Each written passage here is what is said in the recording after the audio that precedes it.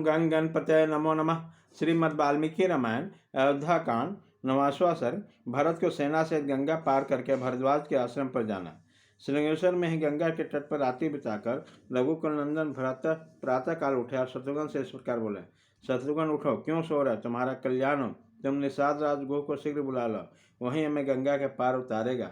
उनकी इस प्रकार प्रेरित होकर शत्रुघ्न ने कहा, मैं भी आपकी भांति आज से राम का चिंतन करता हुआ जाग रहा हूँ, सोता नहीं हूँ। वे दोनों पुरुष सिंह जब इस प्रकार प्रसव बात कर रहे थे तब उस गोपी बेला में आ पहुंचा और हाथ जोड़कर बोला, कुकुस कुलभूषण भरत जी, इस नदी के तट पर आप रात में सुख तो है ना? सेना सहित आपको कोई कष्ट नहीं हुआ? आप सर्वथा निरोग तो है ना? गुह के स्नेहपूर्वक कहे गए इस वचन को सुनकर श्री राम के अधीन रहने वाले भरत ने यूं कहा, बुद्धिमान निषाद राज, हम सब लोगों की रात बड़े सुख में बीती है।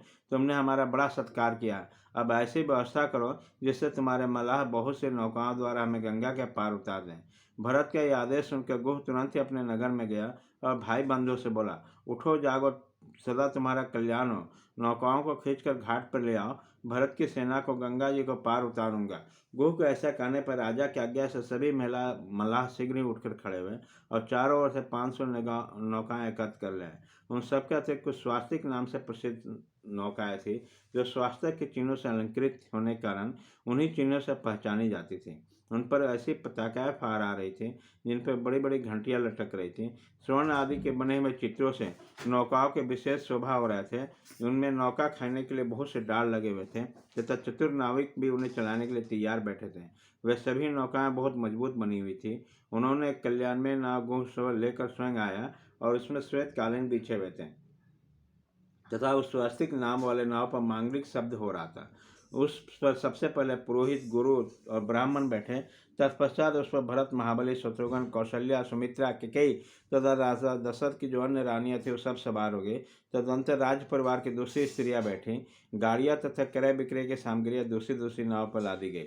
कुछ सैनिक बड़े बड़े मसाल जलाकर अपनी खेमों से छुटी हुई वस्तुओं को संभालने लगे। कुछ लोग शीघ्रतापूर्वक घाट पर उतारने लगे। बहुत से सैनिक अपने सामान को यह मेरा है मेरा इस तरह पहचान कर उठाने लगे। उसी समय जो महान कोलाहल मचा वह आकाश में गूंज उठा। उन सभी नावों पर पताकाएं फहरा रही थी। सबके ऊपर खेलने वाले कई महिला बैठे थे। वह सब नौकाओं को उसमें चढ़े हुए मनुष्यों को तीव्र गति से पार ले जाने लगे। कितनी ही नौकाएं केवल स्त्रियों से भरी थी। कुछ नाव पर घोड़े थे, कुछ नौकाएं गाड़ियां, उनके जोते जाने वाले घोड़े, कच्चर, बैल आदि वाहनों तथा बहुमूल्य रत्नों आदि ढो रहे थे। वह दूसरे तट पर पहुंचकर वहां लोगों को उतार कर जब लौटी तो उसमें मल्लाह बंधु जल में उनकी विचित्र गतियों का प्रदर्शन करते। बेजंती पताकाओं से सुशोभित होने वाले हाथी महावतों से प्रेरित होकर स्वयं नदी पार करने लगे। उसी समय पंखधारी पर्वतों के समान प्रतीत होते थे। कितने ही मनुष्य नाव पर बैठे थे, कितने ही बांस, तिनकों और बेड़ों पर सवार थे। कुछ लोग बड़े कलश, कुछ लोग छोटे घड़े और कुछ लोग अपने बाहों से तैरकर पार होते हैं। इस प्रकार मल्लाहों की सहायता से सारी पवित्र सेना गंगा के पार उतरी। फिर स्वयं मैत्र नामक मुहूर्त में प्रयागवन को उपस्थित कर गए। वहां पहुंचकर महात्मा भरत ने सेना को सुखपूर्वक विश्राम की आज्ञा दी। उन्होंने प्रयागवन में ठहराकर स्वयं को ऋतुवज और राज्यसभा के सदस्यों के साथ ऋषि श्रेष्ठ भरद्वाज का दर्शन करने के लिए गए। देव पुरोहित महात्मा भरद्वाज मुनि के आश्रम पर पहुंचकर भरत ने उनसे विप्र शिरोमणि के रमणीय एवं विशाल वन में देखा, जो मनोहर पर्णशालाओं तथा वृक्षवालियों से सुशोभित था। इस प्रकार श्री वाल्मीकि निर्मित आर्ष रामायण आदि काव्य के अयोध्या कांड में 9वां सर्ग पूरा हुआ।